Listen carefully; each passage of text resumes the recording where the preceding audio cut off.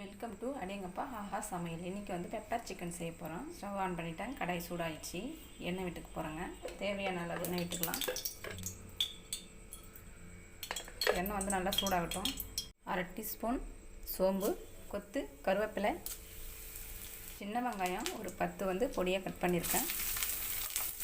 இப்போ வெங்காயம் நல்லா வதங்கிடுச்சு. இஞ்சி பூண்டு பேஸ்ட் வந்து 2 ஸ்பூன் போட்டுக்கோறேன். 2 ஸ்பூன் வந்து சேர்த்துக்கோங்க. இப்போ பச்சை ஸ்மெல் போகிற வரைக்கும் நல்லா வதக்கிடலாம். இஞ்சி பூண்டு பேஸ்ட்டு வந்து நல்லா வதங்கிடுச்சு. அடுத்து 2 தக்காளி கட் பண்ணி வச்சுருக்கேன், வந்து சேர்த்துறேன். இப்போ தக்காளி நல்லா வதக்கிடலாம்.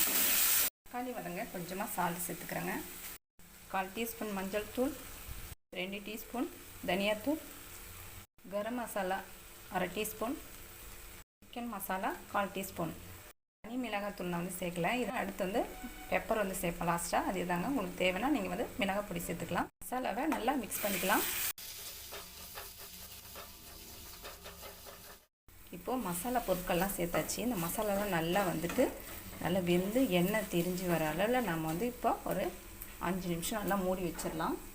மூடி வச்சதுக்கப்புறம் நம்ம வந்து சிக்கன் சேர்த்துடலாம். இப்போ நம்ம ஓப்பன் பண்ணிடலாம். மசாலா நல்லா வெந்து எண்ணெய் பிரிஞ்சு வந்துருச்சு. இப்போது இந்த ஸ்டேஜில் வந்து நம்ம சிக்கனை வந்து சேர்த்துடலாம். நான் 1/4 கிலோ சிக்கன் வந்து நல்லா கழுவி வச்சுருக்கேன்.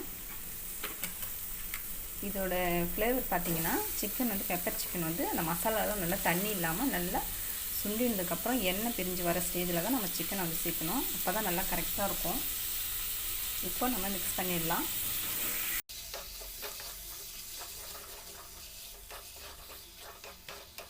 தேவையான அளவுக்கு நான் சால்ட் சேர்த்துட்டு இப்போ சிக்கனில் வந்து தண்ணி விடுதுங்க. இப்போது சால்ட்டு போட்டு நல்லா மிக்ஸ் பண்ணியாச்சு. ஒரு 8 நிமிஷம் நான் வந்து இந்த சிக்கனில் இருக்கிற தண்ணியில் நல்லா வற்றணும். அதனால் வந்து ஒரு 8 நிமிஷம் நான் வந்து மூடி வச்சுக்கிறேங்க. இப்போது நம்ம ஓப்பன் பண்ணிடலாம். சிக்கனில் நல்லா தண்ணி வற்றிருச்சு. எண்ணெய் லைட்டாக திரிஞ்சிருக்குங்க. இப்போ அந்த ஸ்டேஜில் நாம் வந்து மிளகு பொடி வந்து சேர்த்துக்க போகிறோம். 1 ஸ்பூன் வந்து மிளகு பொடி,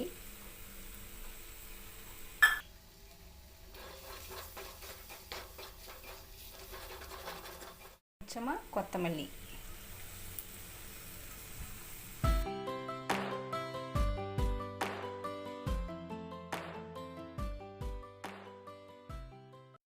பெப்பர் சிக்கன் ரெடி ஆகிடுச்சு. உங்களுக்கான ஒரு டிப்ஸ் சொல்ல போகிறேன். பொதுவாக நம்ம வந்து அசைவம் சமைக்கும்போது மூடி போட்டு செஞ்சோம்னா அவ்வளவு ஸ்மெல்லு வராதுங்க. நீங்களும் அந்த மாதிரி ட்ரை பண்ணுங்கள்.